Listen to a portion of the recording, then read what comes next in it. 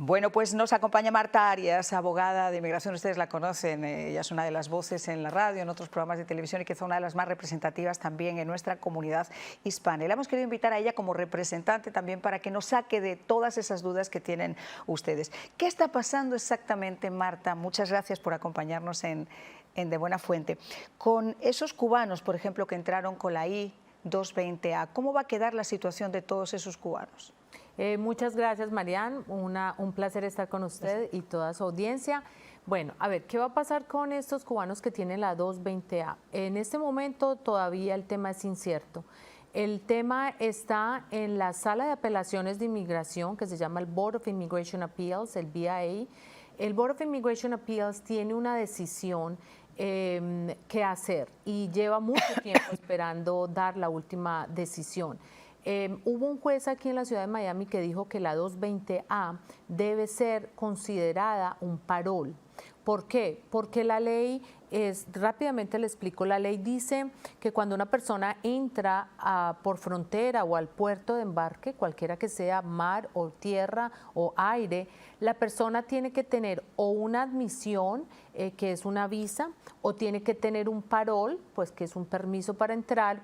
De lo contrario, la persona debe ser detenida. Si la persona no tiene un parol, no tiene una admisión y no es detenida y le dan la 220A, esa figura no existe en el estatuto. Entonces, los que pelearon, vamos a decirlo así, legalmente este caso en la corte, le informaron al juez, le mostraron la ley y le dicen, no hay otra posibilidad dentro de la ley de considerar la de 220A, sino un parol, no hay otra.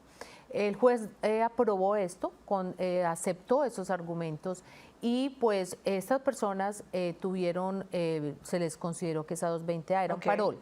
¿Qué pasa? Que el gobierno apeló. Inmigración está representada en la Corte de Inmigración por el Departamento de Homeland Security. Los fiscales apelaron este caso y este es el que está en la sala de apelación, lleva 4 años. ¿Qué es lo que está pasando? Esto es un tema político, Mariana. Esto es un tema político y parece que la Corte está diciendo, mire, ¿sabe qué? Vamos a dejarlo aquí, vamos a esperar a ver si el Congreso o el gobierno actúa. Y el tema está allí. Entonces, no sabemos si la sala de apelación va a tomar una decisión más adelante. Nos preocupa, obviamente, en este momento, ¿por qué? Porque viene un nuevo presidente. El nuevo presidente puede, a través de su fiscal general, tomar esa decisión. Como pasó en la época de Trump anteriormente, cuando estaba el fiscal Sessions. El fiscal Sessions tomó varios casos de la sala de apelaciones y dijo, yo voy a decidir estos casos.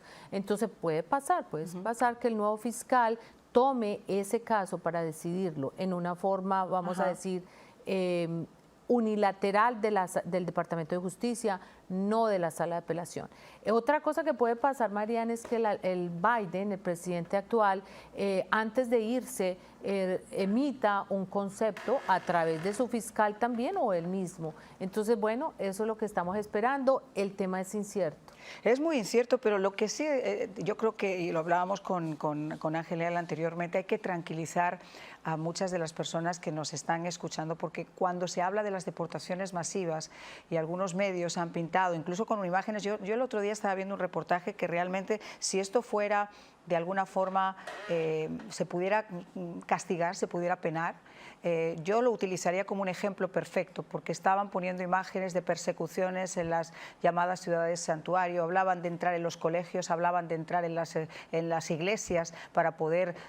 y eso es obviamente algo que no va a pasar, al menos que se sepa por este momento, porque las deportaciones masivas, abogada, quieren centrarse, y yo quiero insistir mucho en ese tema, en todos aquellos que tienen delitos criminales y que son criminales y afectan la estabilidad de acá. Hay muchas personas que dicen, yo quiero contratar un abogado, yo quiero legalizar mi situación, pero estoy en veremos porque me han dicho que me van a deportar y que me van a perseguir, y eso no es cierto, al menos en esta fase. Sí, efectivamente. A ver, lo que pasa es que en la política anterior del presidente Trump, cuando estaba en su administración, él emitió una política donde se le permitía a ICE detener personas en ciertos lugares como iglesias, sinagogas, la corte, los hospitales.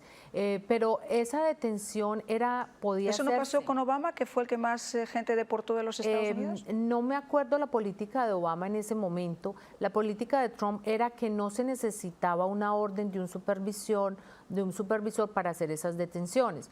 Vino el presidente Biden y dijo, no vamos a hacer detenciones definitivamente en esos lugares.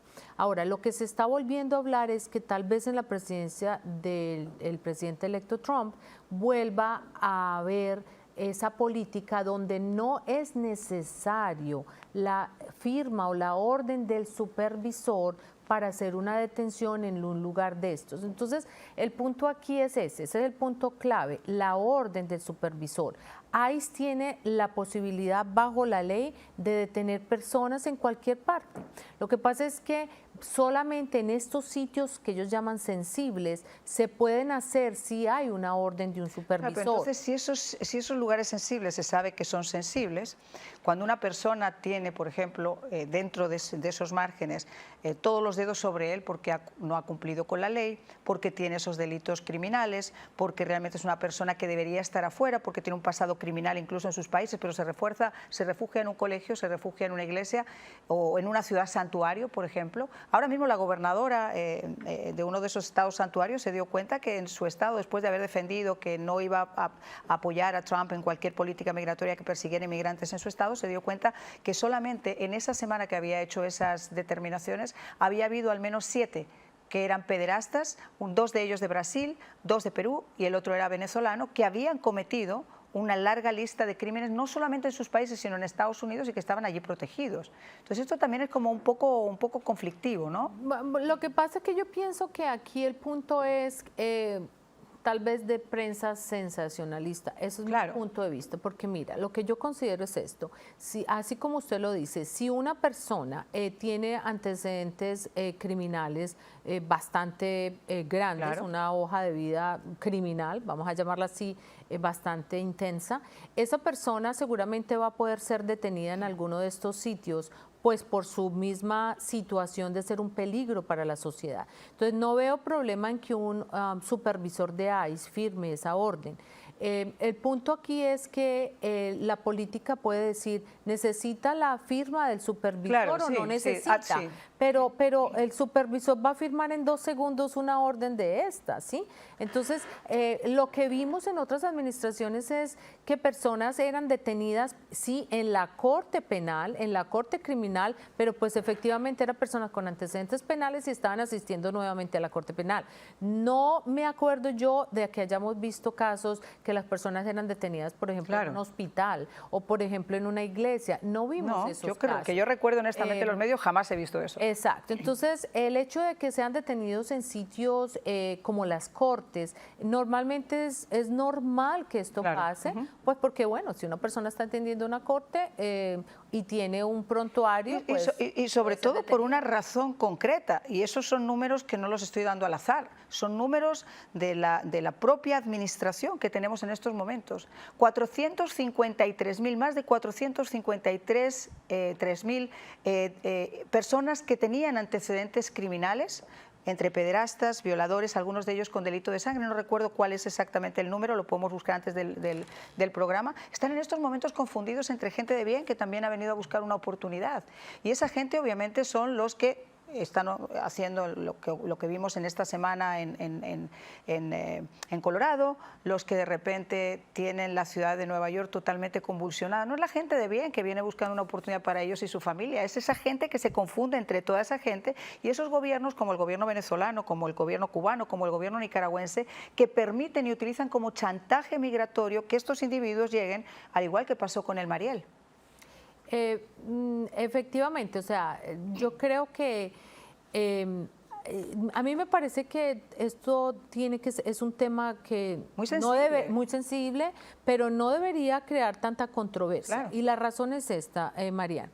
Hay un estatuto hay una ley, ¿cierto? La ley dice, si tú cometes estos y estos y estos delitos, tú eres inadmisible a entrar a los Estados Unidos. Asimismo, si tú cometes estos y estos otros, eres deportable. Entonces, hay unas causales de inadmisibilidad, que son las que no te dejan entrar, y unas de deportabilidad, que son las que te deportan si cometen X o Y delitos. Entonces, ¿qué es lo que pasa? Que también hay unas causales que dicen porque si usted está sin estatus va a ser deportado, pero la mayoría de las veces, en mi experiencia de casi ya 22 años de abogada de inmigración aquí en el sur de la Florida, es que las personas que son deportadas, la mayoría de las personas tienen antecedentes penales, claro. Son personas que de alguna u otra forma han roto o han violado la ley.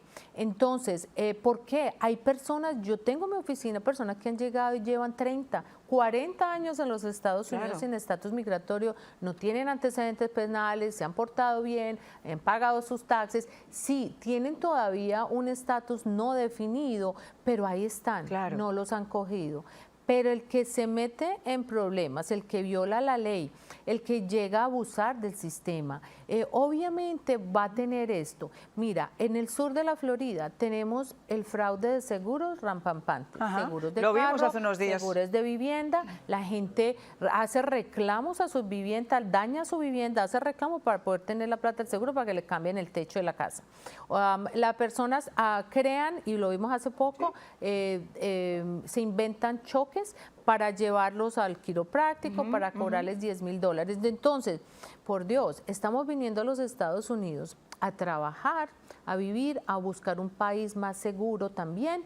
Y lo que pasa es que vienen estas personas a hacer lo mismo que estaban haciendo tal vez en su país, o no, o si vienen a hacer lo que le aconseja Pepito de los Palotes vecino, que le dice, no, mira que facilito, esto es facilito aquí, esto es fácil, como dicen por ahí. Entonces, si esas personas se dejan llevar por esos consejos y no lo piensan dos veces, mire, esto está con la ley o no, entonces van a caer en esto y después se hacen estas teorías de que se están deportando muchas personas, pero mira, es que hay muchas personas cometiendo delitos. Claro, pero no solamente eso, abogada, el tema también aquí es que muchas de esas familias que, como usted dice, llevan tantos años esperando que se les contemple la posibilidad de salir de las sombras, que sus hijos ya están incluso incorporados porque son ciudadanos al mercado laboral, que son estudiantes, que ellos han cumplido con su pago de taxes, etcétera. Son gente que se esfuerza trabajando en 1 o 2 trabajos a veces y no siempre los mejores pagados.